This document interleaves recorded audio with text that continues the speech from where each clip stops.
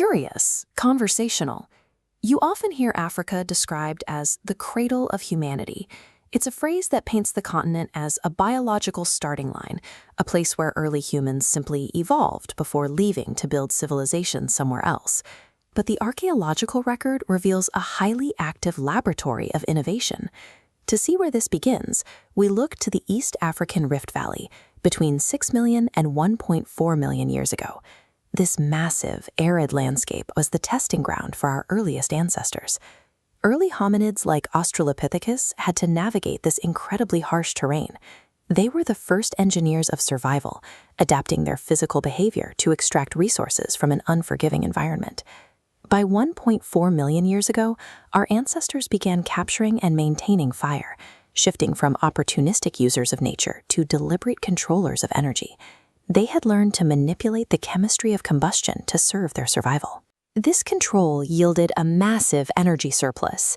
Mastering this element altered the course of evolution forever, providing vital warmth while the light of the hearth extended the day and provided a new layer of security.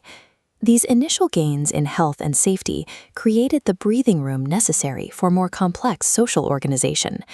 Fast forward to 1950,000 years ago, and anatomically modern Homo sapiens were walking the continent. With their basic physical survival increasingly secured by earlier technologies, human cognition had the space to expand into abstract thought. We see the physical evidence of this cognitive leap tens of thousands of years ago. Early artists began synthesizing natural pigments to capture their environment on rock walls, effectively creating the first external records of human observation. Between 7,000 and 3,000 BCE, human observation turned into environmental management. Communities transitioned to pastoralism, domesticating cattle and selectively cultivating highly resilient crops like millet. At the same time, early copper metallurgy emerged. People were now locating, extracting, and refining raw ores from the earth to cast much stronger tools.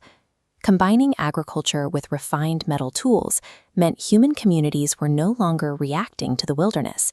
They were actively dictating the terms of their environment, yielding the massive agricultural surpluses required for cities.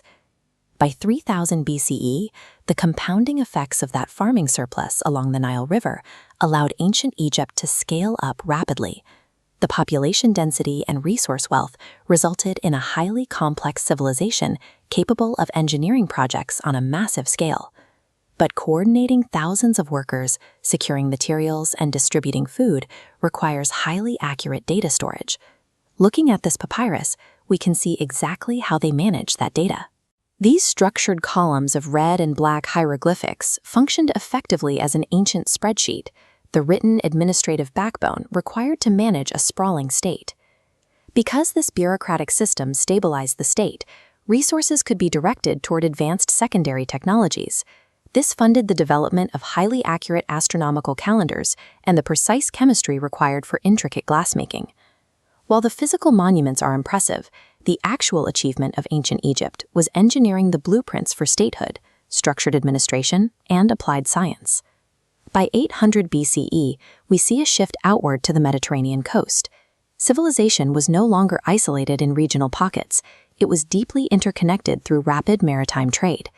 Phoenician merchants recognized the strategic geography of North Africa and established Carthage.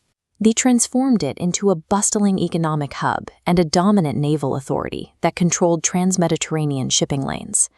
This map shows a major shift inland.